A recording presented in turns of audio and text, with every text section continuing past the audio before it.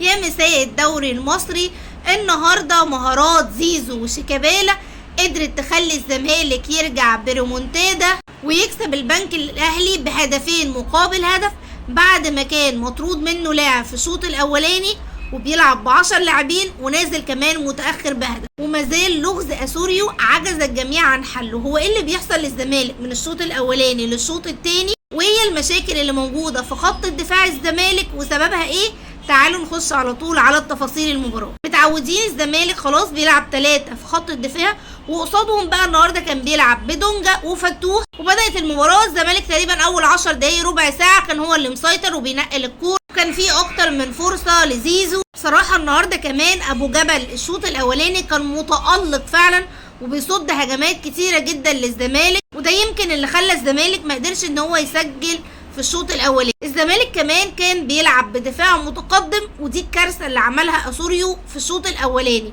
وان البنك الاهلي لو كان عنده لعيبه بتقدر ان هي تنفذ الفينيشنج واللمسه الاخيره بشكل اكبر، الزمالك كان هيخرج خسران الشوط الاولاني 3 اهداف. وهي نفس الفكره ونفس الكوره، سواء بتتلعب لونج باص لكريم بامبو من المدافعين او كوره من نص الملعب بيكسر بيها الدفاع كله. انت بتلعب فعلا ب3 مدافعين ولكن سايبهم لوحدهم، محدش بيرجع معاهم في التغطيه. هم كمان عندهم مشاكل في التغطيه والترحيل، والحقيقه انه ده مش من الماتش ده، لا الزمالك عنده مشكله دفاعيه في بقاله اكتر من مباراه، واسوريو عمال يغير في الافراد والمنظومه الدفاعيه بتاعته وبرده مش مطلعه له نفس النتيجه. حتى يجي يقول لي طب ما دي كواليتي اللعيب، هو اسوريو هيعمل ايه؟ لو انا عارف ان دي كواليتي اللعيبه وعندي مشاكل فيهم لازم العب بطريقه تقدر تامن اللعيبه دي. بعض الكور كده ابو جبل لعبها لحد في خط النص، بص هي بلمسه واحده اتنقلت، الراجل رايح لوحده 2 على 2، وكمان ده في حد هيكمل هيبقوا 3 على 2. الفكره كلها ان يعقوب لما كمل فيها اتصرف فيها وحش جدا وباصه غلط، وخلاص كان بعيد دفاع الزمالك ابتدى يرجع، بس حتى هما بيرجعوا بص مش متمركزين صح، بدليل ان حسام عبد المجيد هياخد الكوره هتضغط عليه هتروح للاعب تاني من البنك اللي هياخدها اسامه فيصل ويقدر ان هو يعمل التسديد. كوره تانية برضو بص انت الدفاع بقى متكرر معاك، لونج باص لاسامه فيصل لو كان اتصرف فيها صح كان قدر ان هو يجيبها جول، لولا عواد تالق. لونج باص بص لكريم بامبو اللي هما بيجروا وراه اللي هو ايه الحقوني، لو ان كريم بامبو جنحت منه ومعرفش ان هو يبصيها ليعقوب، وده اللي انا قلته. وفضلت الكوره تتكرر ولعيبه الزمالك واسوريو واقفين يتفرجوا لحد ما فعلا اتطردت فيها عواد الكوره دي، ودي اللي اتحسب منها فاول بغض النظر عن انه خطأ صبحي انه دخل، بس هو ده اللي تسبب في الهدف الاولاني. هي فكره واحده كان بيطبقها بابا فاسيليو باينه جدا، والزمالك ما قدرش انه يتعامل معاه، او اسوريو خلينا نكون امينه ما قدرش يتعامل معاه. طبعا دي كوره الهدف كلها بقى اخطاء، عارف اخطاء بالجمله من اول ما ازاي هي بتتشوط، لان ازاي حسام عبد المجيد سايبه يستلم في المكان ده اصلا، لانها ازاي وقعت من ايد محمد صبحي.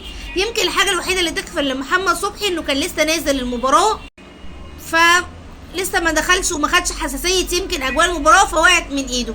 عدا عن ذلك بص دفاع الزمالك اسوريو طبعا بتجيله صدمه من اخطاء الشوط الاولاني، بينزل يصلح للامانه في الشوط الثاني، ولكن هو مش كل مره هيبقى عندك الرفاهيه ان تيجي اخطاء وتقدر ان انت كمان تصلحها، لان عماله تتكرر في المباراه بتاعت ارتا، في المباراه بتاعت بيراميدز، ومباراه النهارده.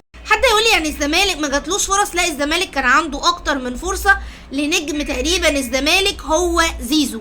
دي تقريبا كانت اول فرصه للزمالك، بص مين اللي المفروض بيسددها؟ زيزو. ودي كمان هجمه للزمالك اتلعبت زيزو براسيه كويسه جدا وطلعت بعد كده ركنيه. من افضل الحاجات اللي عند زيزو هي طبعا الركنيات اللي بيرفعها، الركنيه دي كانت هايله جدا على راس محمد عبد الغني، كانت جون لولا تالق ابو جبل. طبعا الجون ده مهاره فرديه عاليه جدا من زيزو، وتصويباته بوم، يعني عارف اللي هو لفها فعلا زي ما بيقولك لفه جاتوه، عارفه هي رايحه فين، ابو جبل ما قدرش يعمل معاه حاجه. حاول كمان انه فتوح يبتدي يبقى بيساعد مصطفى شلبي وبيسنده، او ان هو بيدخل في العمق سواء ان هو بيسد او بيحاول ان هو يعمل جبهه مع زيزو او كمان مع مصطفى شلبي، اللي ساعد كمان الزمالك انه يتفوق في الشوط الثاني. انا الصراحه وانا بتفرج على الماتش كان قاعد جنبي اكتر من حد طول ما يا جماعه الزمالك هيكسب، قالوا لي لا ده مطرود منه، لا قلت لهم الزمالك هيكسب.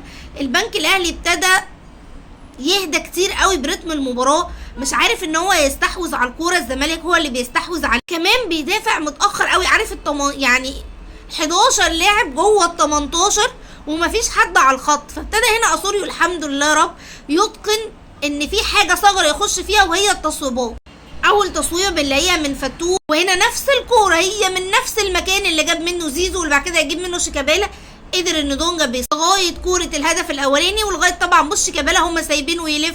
كلنا عارفين شيكابالا يا جماعه بيلعبها ازاي، وهدف حلو جدا ماركة شيكابالا. طبعا الفوز ده للزمالك هيكون مهم جدا، بس مهم كمان ان اسوريو يبني عليه.